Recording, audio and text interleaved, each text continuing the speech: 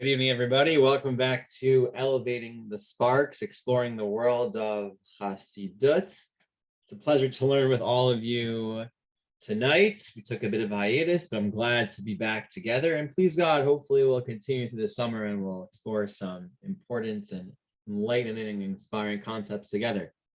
So today I want to tackle a tough topic, which from a bit of more of a historical topic. And that is not just about Chassidut, but the way that it was received, and not just by proponents of the movement, but by opponents of the movement. So we've been learning together, many of us, about Chassidus over the last few months or so. We learned about what sort of caused the movement, what historical circumstances it was responding to. We learned about some of the important leaders at the beginning of the movement, primarily the Baal Shem Tov, Yisrael ben Elazar and his students. We learned about two of them who are really fundamental players in spreading the Torah of Chassidus, Rabbi Yaakov Yosef Polanoye, who was really responsible for disseminating in writing the teachings of the Baal Shem Tov, and also the Maggid of Mezrich, who was responsible not as much in writing down the teachings of the Baal Shem Tov, but in orally teaching the ideas and the philosophies of the Baal Shem Tov and spreading them throughout Europe. He was someone who had many very prominent disciples, such as the Shner Zalman of Laidi, who we'll hear about more today, who was the beginning of the Chabad Chassidus, or Rabbi Yitzchak of Barditchev, also very well known, and many others. And we've been learning about some of their ideas and their life and their philosophy. So I'm going to go on a limb here, and I'd like to ask you, what have we learned so far? What main ideas or main focuses have we been discussing? What does Chassidus stand for? You want to share something with me? A very basic idea. I know that's intimidating. Who wants me to know? Tell me a little something that Chassidus would emphasize. Martin wants to go. Emotion over logic. Emotional logic. I don't like that so much. But let's say emotional connection to God. Fine. Good. That's a good one. I mean, we've learned, I argued in the first year, and I think this is really the main idea, thrust of Chassidus. I had to announce it, or rather summarize it in one sentence, is that it's the immanence of God. The immanence of God. Hashem is everywhere, encompasses everything.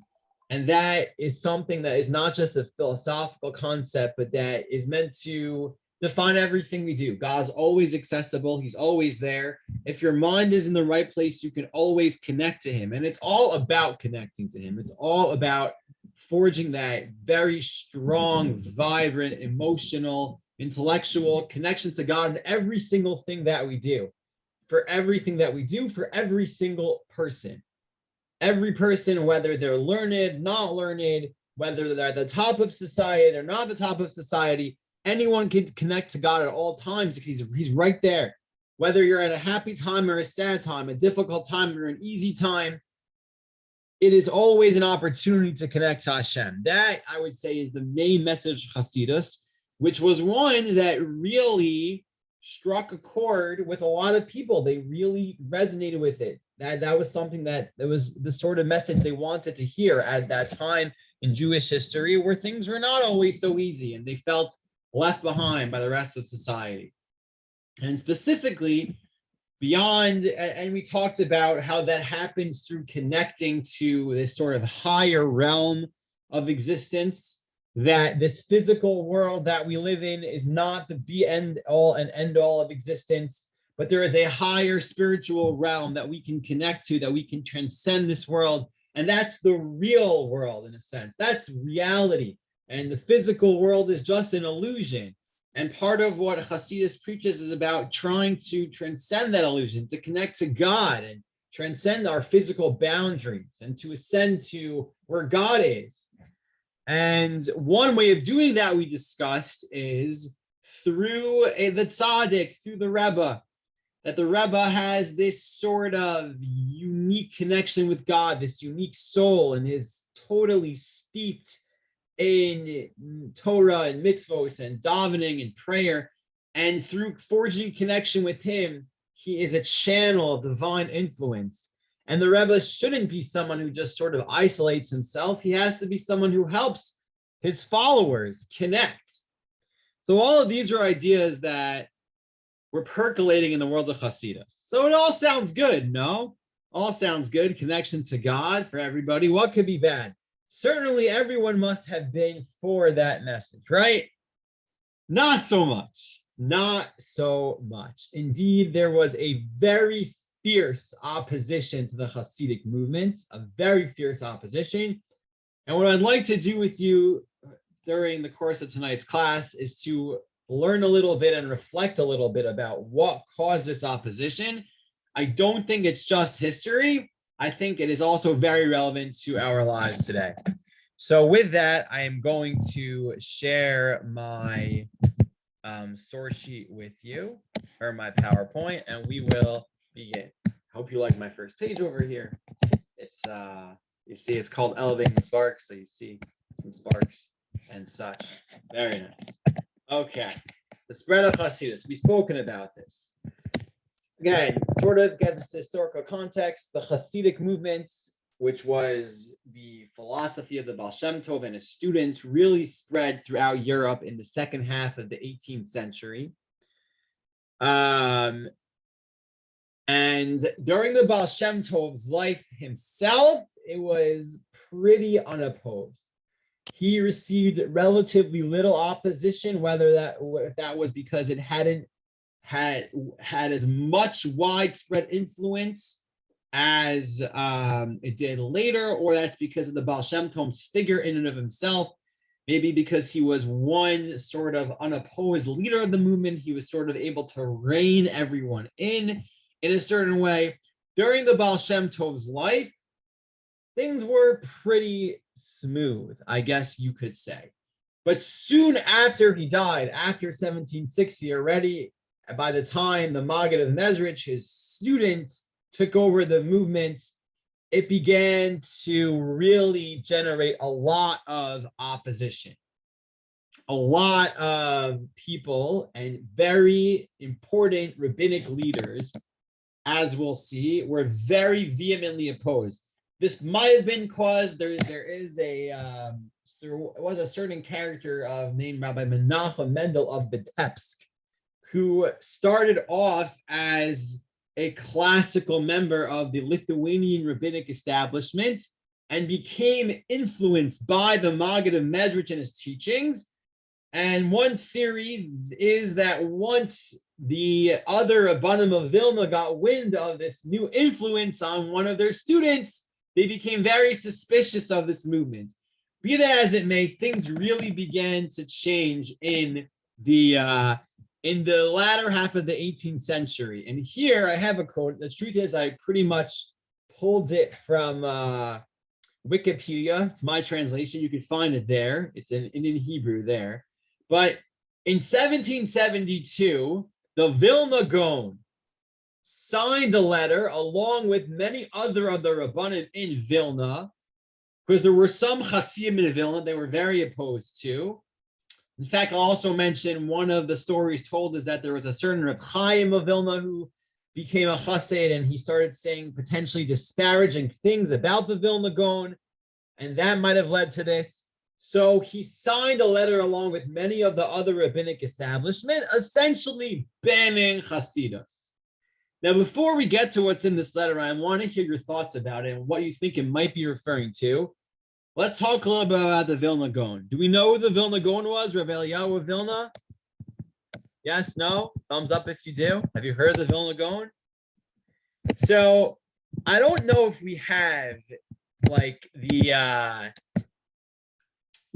don't have a parallel to the Vilna Gaon in our day and age. The Vilna Gaon was just a wonder.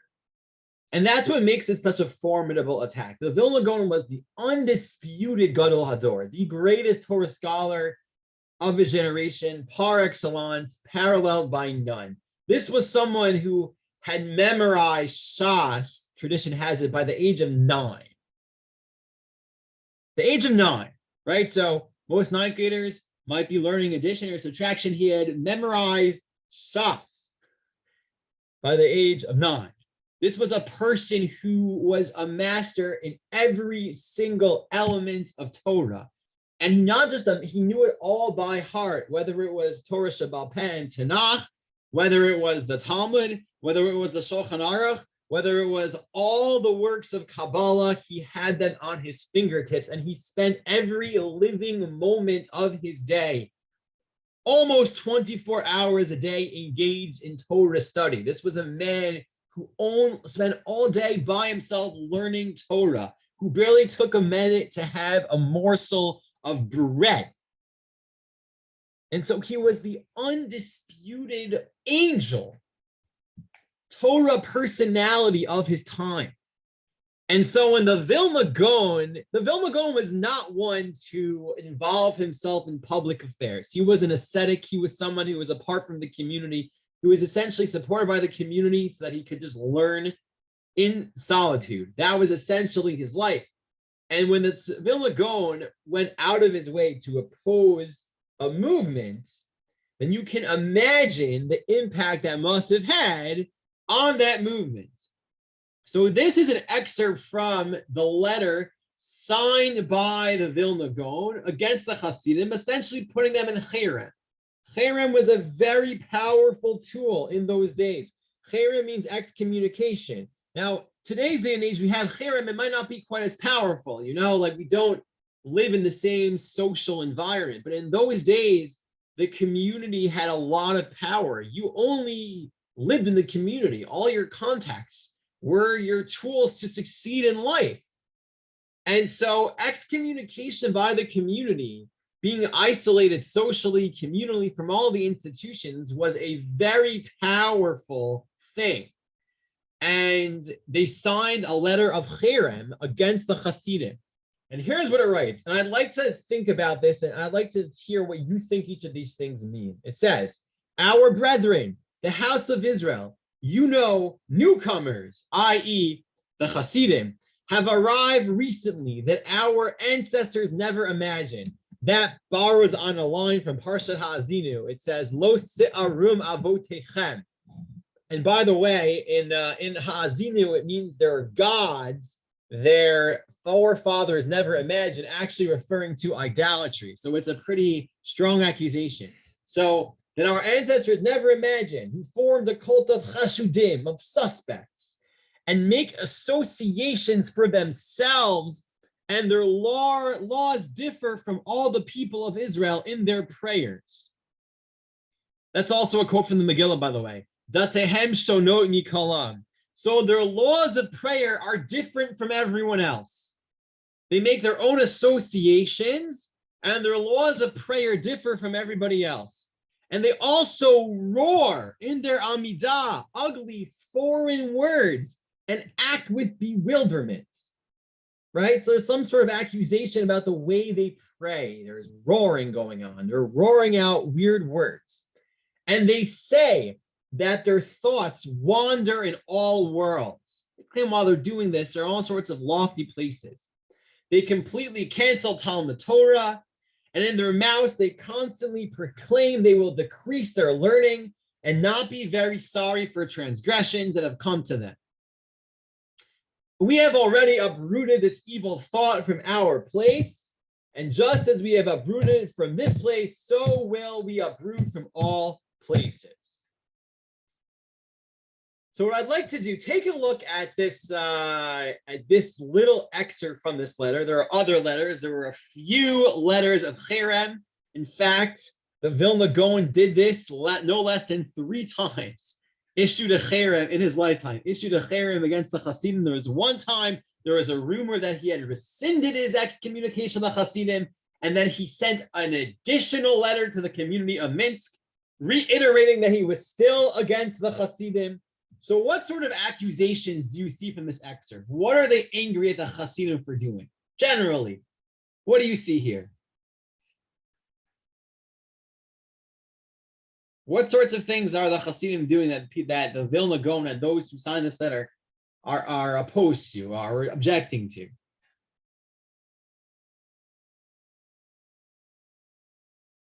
Very generally, what are they doing wrong? Go for it. Their prayers are different. The prayers are different. What do you think that means? Give a guess. How are their prayers different? Well, think about this. We're in Toronto, right? Probably more rooted in song and dance and stuff like that. So Linda says rooted in song and dance. You see that a little bit, right? Because it says they're yelling in the middle of Shemona Esrei. Yelling in the middle of Shemona Esrei. Oh my goodness, right? So you can imagine some sort of, ecstatic moaning or yelling during Shemona Esrei, and that's not right. Shemona Esrei is supposed to be silent, and what are they doing? Okay. But let me ask you another question. We here in Toronto have all sorts of different shuls. What sorts of shuls do we have? You say within the Orthodox world, in terms of nusach. Give me a few options here. Toronto, you go to a typical shul. What can you expect? What sort of siddur are they going to have? Ashkenaz, Sephardi. Well, there's a lot of Sephardi in Shaarei. Toronto. Right. And I found that almost all the shuls in Toronto are on Nusach Sfard. Does anyone else find this? A lot of Nusach Sfard going on in Toronto.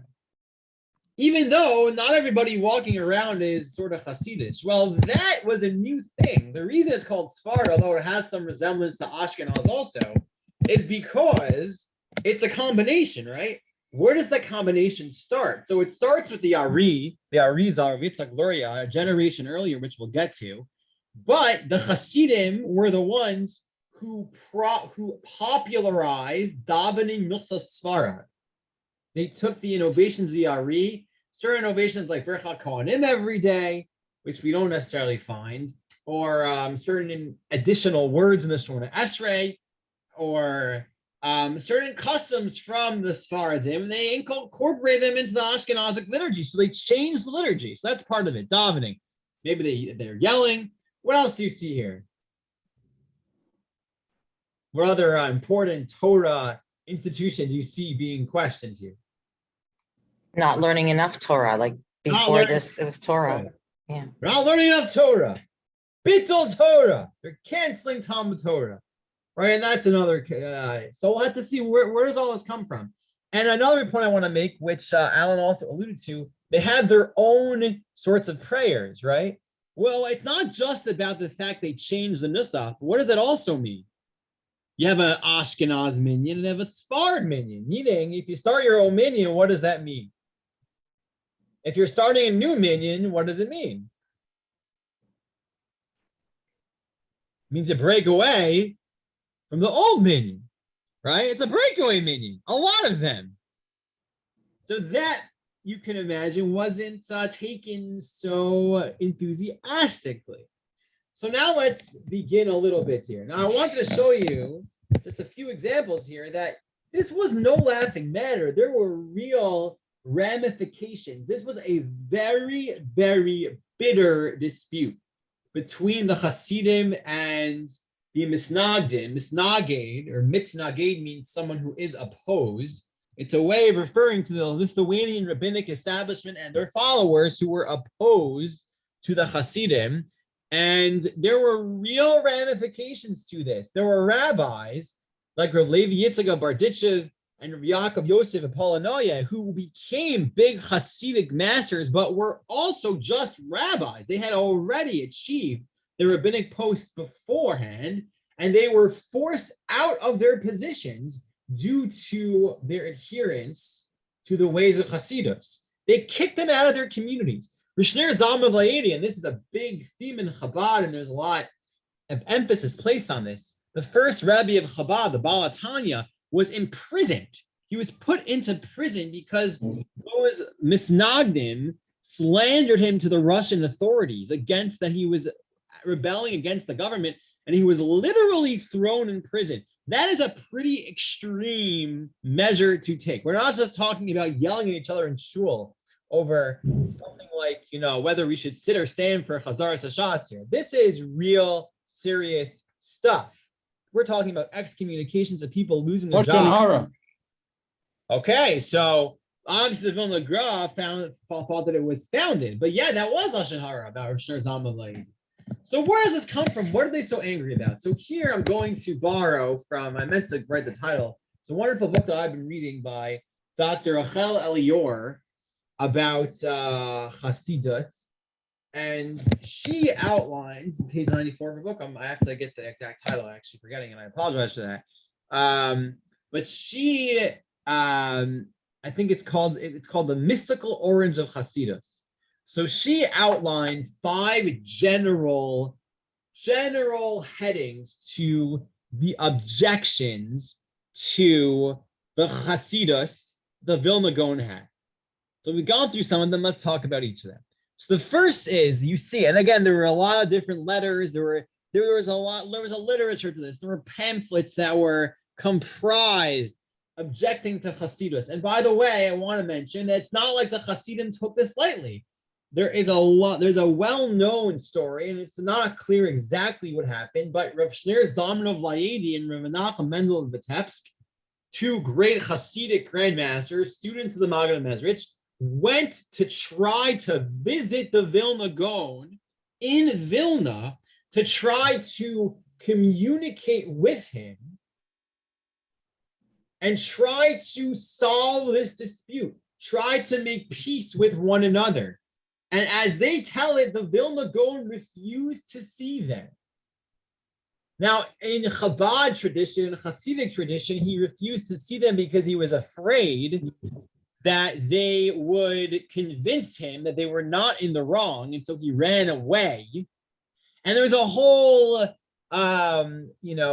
literature and stories told about how the showdown between the Chabad and Rosh Zalman of Laedi and the Vilna Gaon in the Chabad lore, about what exactly happened. In fact, I saw that Ephraim Goldberg has a great PowerPoint on this, and he quotes from the Rav. The Rav had Rasha Ber Soloveitchik had a Masorah that the Vilna Gaon was afraid that he would have to stop the dispute if the Balatanya actually met him. So that's why he didn't want to see him. Well, that's an interesting tradition, but it's not, they didn't take this lightly. They wanted to make peace. It didn't work.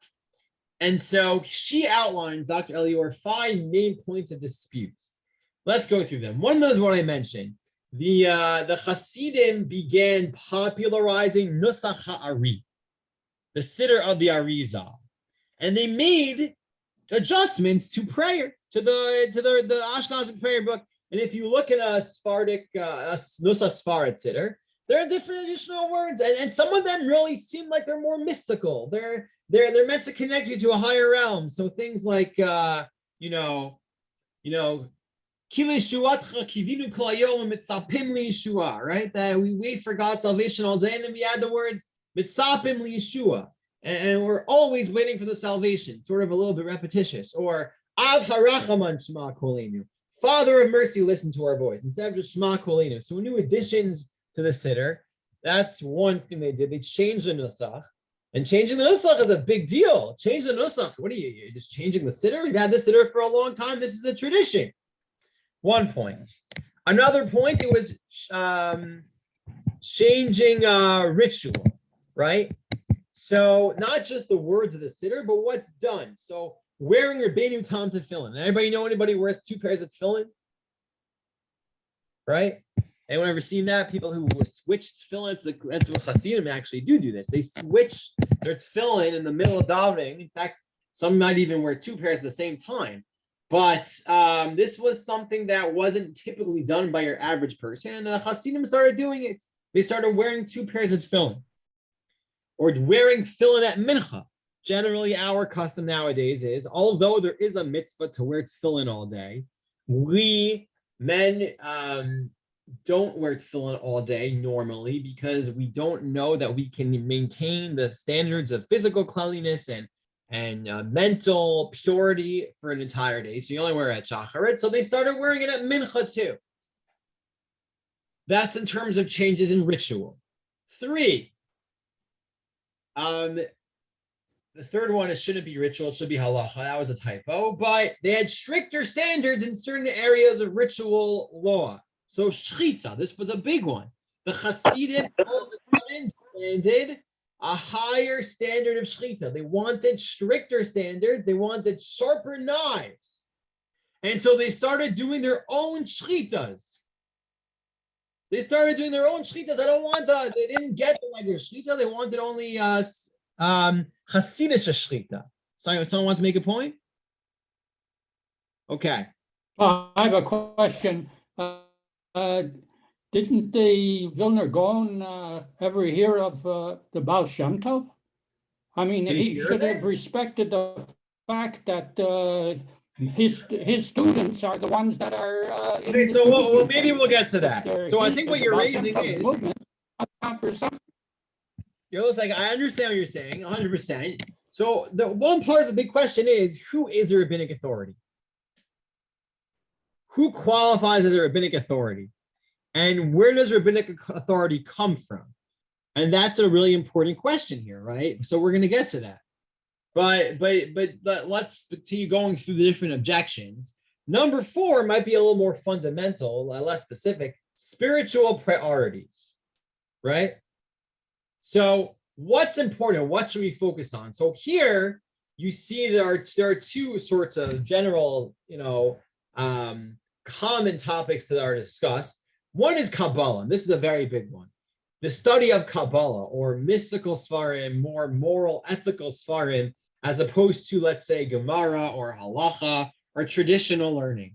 That one of the things that Baal Shem Tov did was to popularize the study of Kabbalah in a certain sense, and particularly the practice of certain rituals based in Kabbalah. The spread of mysticism, that God is always there, that you have to have kavanah when saying God's name in a certain way. It's a kavanah to unlock the sparks of godliness and everything. That sort of mystical orientation that was now spread beyond a few people to the general public. That was one thing that was objected to.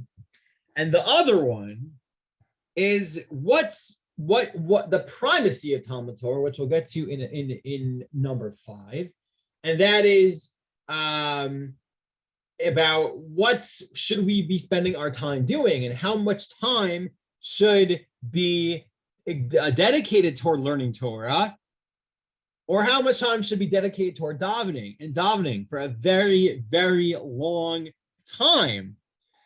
Right. So when we reference at the beginning of this letter over here, where they say that they talk about how they're going to be mevatel Torah. So when it says that they proclaim they're going to decrease their learning and not be very sorry, so part of that might be, it's not that they're saying they're going to be mevatel Torah, but they're very clear and open about their willingness to daven for very long periods of time, which obviously by definition means you're going to have less time to learn if you're spending so much time davening. Number 5, contempt for the Torah and its scholars. Now, this is what I want we should think about for a second. The accusation here is that the Hasidim, the followers of the Baal Shem Tov, do not appropriately respect and even have contempt for the traditional rabbinic establishments. They don't respect the Gedolim enough. And number 6, and this is the most extreme, subversive activity. They're accused of heresy, which we'll get to in a bit, and also Shabbatianism, which they're accused of being followers of Shabtai Tzvi. Shabtai Tzvi, whom we'll talk about toward the end a little bit more. But Shabtai Tzvi was a false messiah in the era right before the dawn of Chassidus, who claimed to be Messiah, got a whole big following, had some very, very problematic practices, and then ultimately converted to Islam. So Shabbatianism was a huge disaster, frankly, and tragedy for the Jewish community. And there is an accusation here, and this wasn't only for Hasidim, but it was also for Hasidim. There's an accusation here that the Hasidim are closet Sabbateans. Rabbi? Let's unpack these a bit. And I want to hear your point, Charlie. But let's talk about, looking at these 6 things, which of these do you think is a legitimate problem, or which of these can you imagine being bothered by? What do you want to say, Charlie? Well, I was going to say that number 6 to me sounds like an illegitimate thing. Right. Okay. All right. And parts of it, I think, is leading to the left on these other 5, and parts of it is leading to the right. Right. Exactly. I mean, you're saying they're being more strict. What could be wrong with being more strict about Shlita? Or frankly, being more strict, they maybe some Hasidim fasted more often. What could be so bad about that? Right? That's what you're saying, which is a great point. In terms of your point that this number 6 is illegitimate, you're not necessarily, there's a lot of evidence to say that's true. And Jet, there is no good evidence that the Hasidim were Sabbateans. There is no good evidence for that. We'll explain maybe where that suspicion came from. But you're right. There is no good evidence that the Hasidim were Sabbateans. They did not see themselves in this way at all. They did not see themselves as halachic revolutionaries in any sense of the term. So that's really not how they saw themselves, and they were not Sabbateans, but that's a good point. Let's go through some of these, okay? Let's take Charlie's point. What could be so bad about wearing 2 pairs of tefillin? Nothing. Again, assuming there's no prohibition against it, you wear your Rashi tefillin, and in case Rashi is wrong, right? There's 2 opinions as to the right way to order the partial of tefillin. There's Rashi and Rabbeinu Tam. Most people wear Rashi tefillin. Some people wear Rabbeinu Tam tefillin. And so you wear both. What could be bad? What's wrong with that? Or let's say stricter standards for Shlita. What's so bad about having sharper knives for Shlita? Why would they be opposed to such a thing? They're being more machmir. Isn't that considered baltos? Machmir has sometimes connotations of loso sifu, right? Okay, so I don't think it's baltosif here. I don't think it's baltosif. There would be an interesting discussion if you wore 2 pairs, of tefillin at the same time, so then maybe we could talk about baltosif, but let's say they're not doing that for argument's sake. Let's say they wore them at separate times.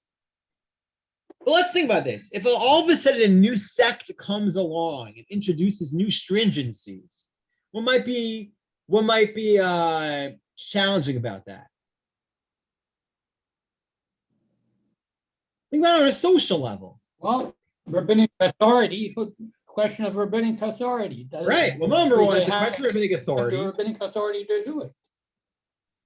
Do they have the rabbinic authority to do it? But they're being machmir. But what does it say about everybody else? Whenever you have a new movement, by definition, there's a tendency to say either you're in or you're out, right? And so there's a new movement, they're doing new shechita. Well, what are they saying? Our shechita is not good enough. Our shochet isn't good enough. You can't use the community shochet. You need your own shochets. Rabbi, today we have glut kosher and glut kosher. Yeah, well, things are different today, but this was a new thing, right? So that's true. That's true. We do have that. Might be a category of losis do. Don't make Losis yourself individual groups. Right. So losis do is not a bad point. That's part of it. Well, they're dividing the community. Right. Well, that's a big thing, dividing the community. Exactly. It's separatism. What do you think? You're better than us? You need your own shochet. You're going to start. And there's another idea here also. Rabbinic authority is a very important point, and that's going to get to number 5.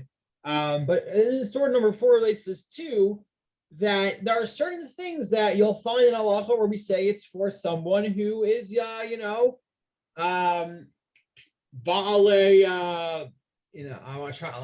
think of the word right now. Like specifically, careful people, pious individuals. Pious individuals can do X, pious individuals do Z, right? And if you're not one of those individuals, so then it's considered yuhara, it's considered haughty or arrogant to take on certain practices, like wearing tefillin all day is a perfect example. It's considered a yuhara to wear tefillin all day. And all of a sudden they start wearing tefillin more often. Who do these people think they are? They're so holy. They're worthy wearing tefillin, and particularly with Kabbalah, particularly with the study of Kabbalah. Who says that any average Joe can just pick up the Zohar or even do something based on the Zohar? Who are you? Who are you to do that? That's not something that's done. This is something that's meant for the Yechidei Segula, the unique people and pious individuals in the community. So that's also a critique here. And that relates to 5 and 6. We mentioned authority. If you're saying that we're following, we don't, you know what? We're not going to go to the shul anymore with the rabbi of the shul, the rabbi of the town, because we have a new rabbi. We have Rabbi Yitzchak Barditchev. He's my rabbi. And there's something special about Rabbi Yitzchak Barditchev. He's so there for the community. He's there for me, and he's so spiritual, and he connects me. And I want Rabbi Yitzchak is my rabbi. You know, I'm going to follow the Maggid of Mezrich. I'm going to follow Rosh Zalman of Leidi or Shmuel Shmelka of Nikolsburg or all the other Hasidic rabbis. All of a sudden, there's a new form of religious leadership that is different, that is more mystical, that's involved in helping the community in a different way and connecting them to something greater. And that's supposed to have these sort of mystical powers. And what about the rabbinic establishment? So that's interpreted as, I guess they don't think we're not good enough for them. And that's seen as an affront, the fact that they're making their own innovations and they're taking on certain customs without approval from the rabbinic establishment, from the rabbi of the town. And they're following these other leaders is seen as an affront to the rabbis who already existed, which then, and we'll get to point 6 in a second, that has to do also with this focus on Kabbalah. So the point being, there was a certain revolution that was happening on a religious level, but also on a social level. I'm going to need to get my charger for a second, so I'm going to run out of battery. Bear with me for 1 second. I apologize.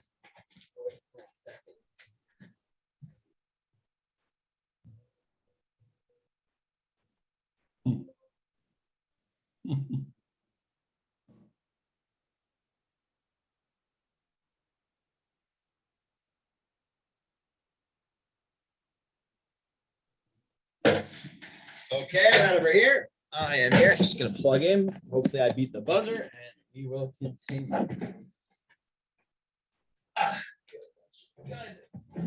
Good. Okay. So this was seen as a challenge to the rabbinic establishment. It was a social movement. It was they have their own group, and they're separating from the community. And again, it's a lot different than it was today, where you have like a million shuls all over the place, and we're sort of, we live not in an isolated community, but we live amongst all sorts of different sorts of people. It wasn't that way in those days. So, a separatist sort of movement was a real social revolution. And they felt that it was a challenge to traditional rabbinic authority. So let me just talk for a little bit, and I'll get to you. Rabbi, I'm wondering something. Why wasn't this an issue? At the time of the Ari, when he was around?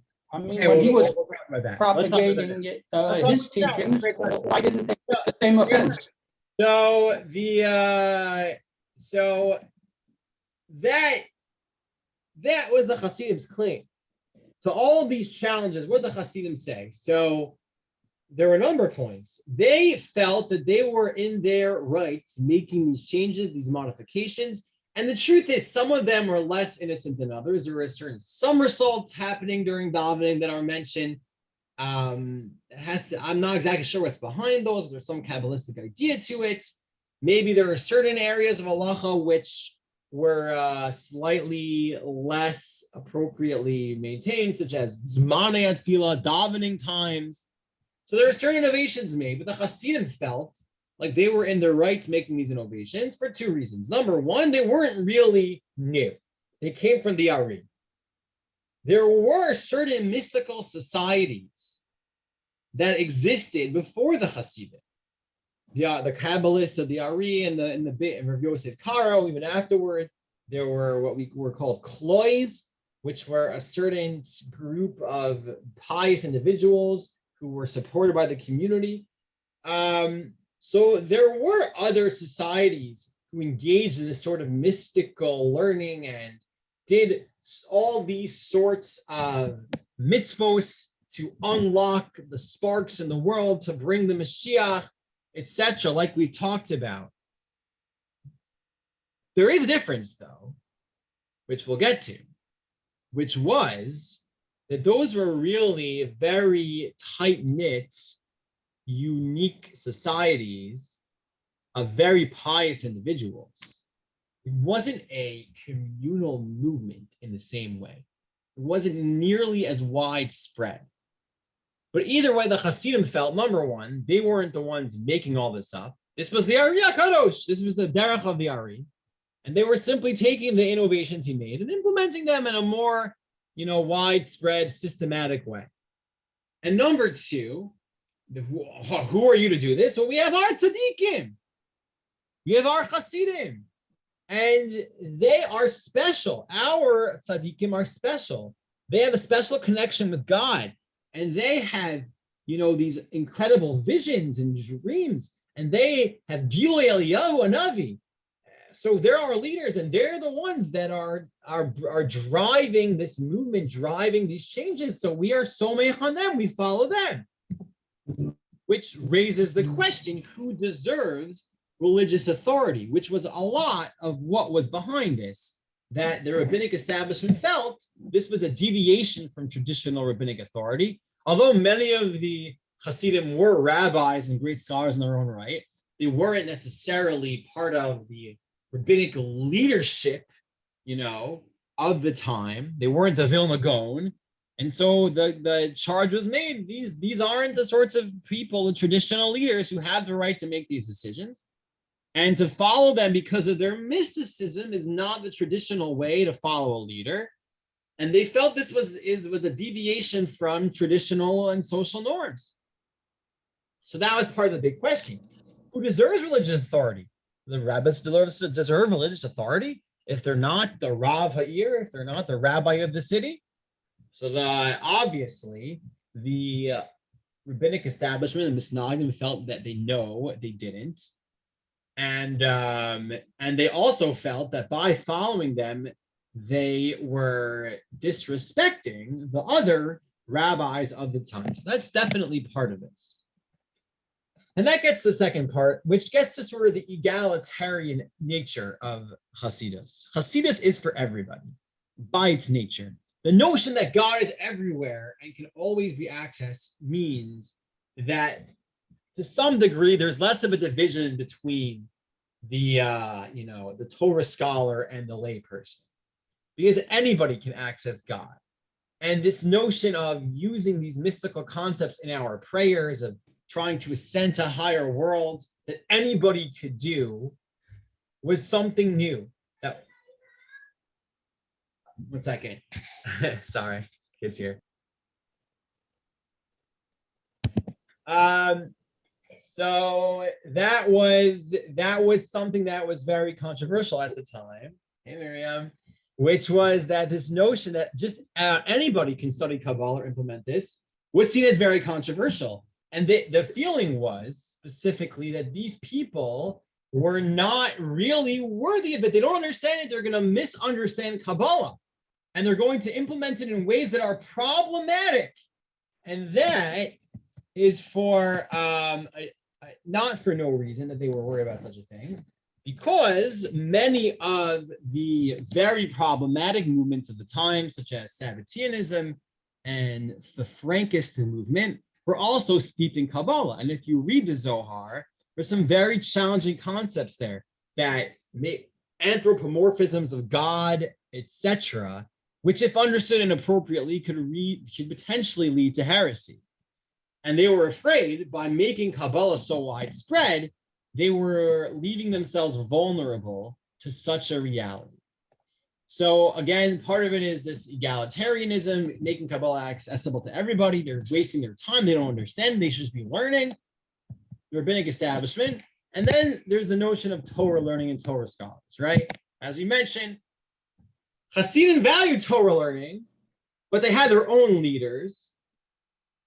And their emphasis on prayer and praying in a different way, in a louder way, maybe with more singing in a more demonstrative way, was seen as a deviation. And playing for so long, they saw this as, I'm trying to get close to Hashem.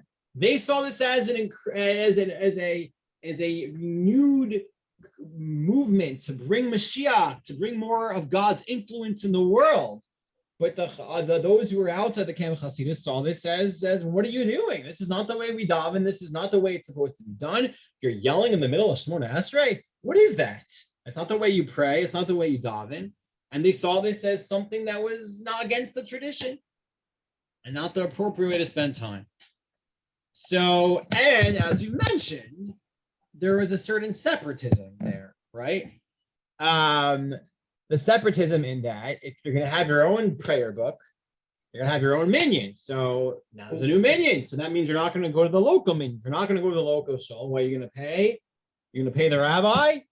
Are you going to pay the local Rav Ha'ir, the Rav of the city? Or are you going to pay your Rebbe? If you're not going to pay if you have your own shlita, you're going to pay the shochet.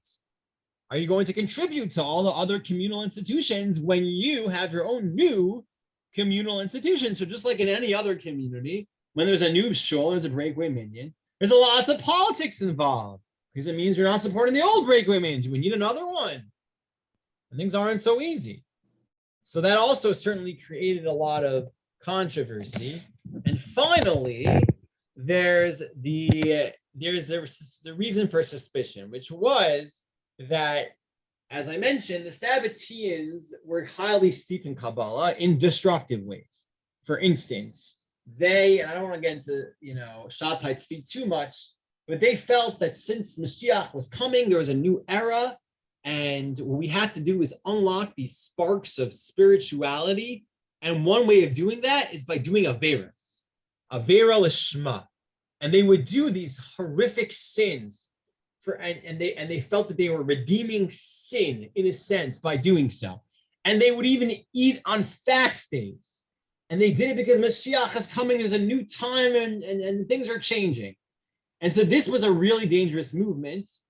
And since that was a mystical movement, so they associated this new Hasidic movement, which is also steeped in mysticism, and suspected them of being followers of Shabtai Tzvi, closet followers of Shabtai Tzvi.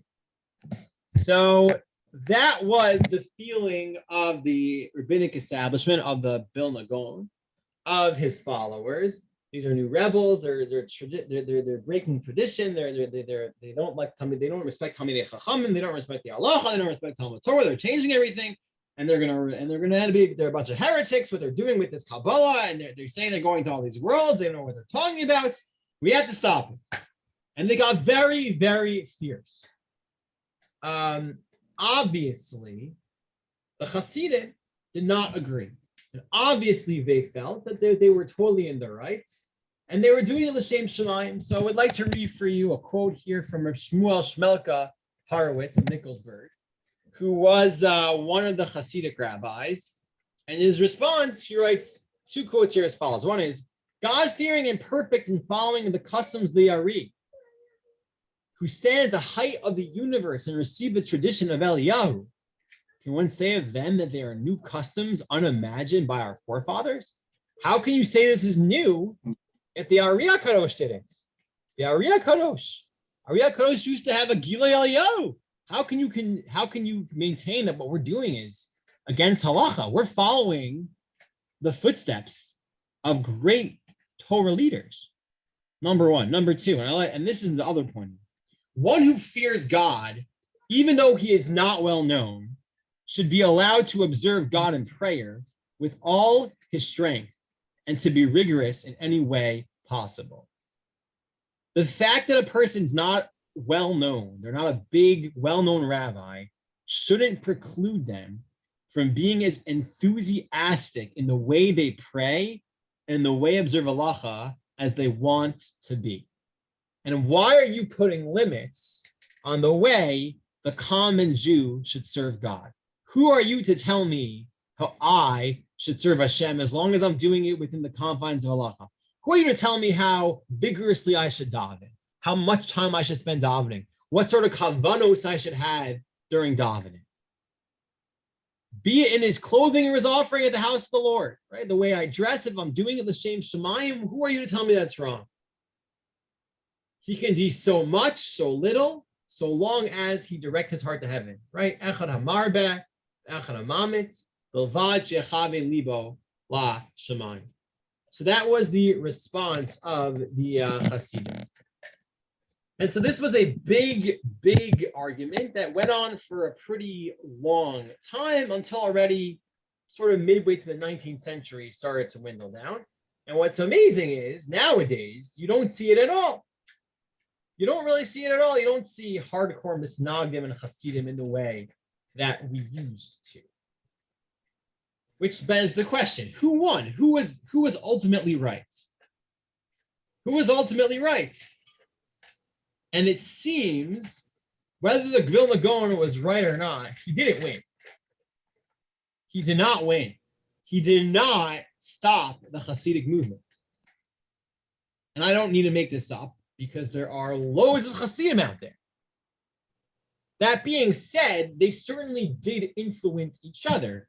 And the Hasidim that you find today, could you tell that they're so radical or revolutionary? Much of Chassidus today is very traditional and very adherent to all the norms of halacha. And in many ways today, there is a certain combination of the rabbinic establishment in the ultra-Orthodox world. And so ultimately, we've been influenced by each other. And there's certainly the Hasidim gained influence well beyond the world of Chassidus, even to those who would not define themselves in that way. And we know that from the way that a rabbi functions, the way that we daven with the singing. Certainly there seems to be some influence there, and vice versa. So what's the takeaway? I think the takeaway I would say is as follows. New movements are always very complicated. And there's always going to be new movements. There's always going to be new movements. And those who start a new movement have to be aware that it's not necessarily going to be received so warmly and positively. And they could have the best motivations involved. And they could be convinced that they are following halacha and they have a Masorah, they have rabbinic tradition to rely on. But if they're starting something new that runs the risk of being seen as separating from the rest of the community and being seen as a threat. And that is a really sensitive thing to be mindful of. But at the same time, and I'm not going to say not all the Hasidim were perfect, and maybe there were Hasidim who went too far, or who broke halacha in certain ways, or who didn't really understand the Kabbalah that they thought they were learning. Maybe that's all true. But when we try to start a movement, we have to also know that sometimes simply saying you're wrong and you're a bunch of kofrim, or I'm going to put you in cherem, doesn't actually stop the movement. And we also have to be careful to know that just because something is new doesn't mean it's wrong or harmful. Sometimes innovation is important, and we have to find a way to see if this is innovation and this is responding to a need in the community that can fit within the confines of halacha. How can we come to terms and unite and work together rather than getting into the vicious disputes that Hasidim Misnadim got into today? So I think we have to be wary of sort of the separatism of saying we're a new group and we're different than you and we're better than you, and either you're in or you're out, because that's a dangerous thing. But when there is a new movement, to be sensitive to figure out what it is they're responding to and what new revelations they're revealing, and how can we incorporate them into our halachic tradition. So we'll leave it today, and Ritz Hashem will continue with some more of the Rabbi.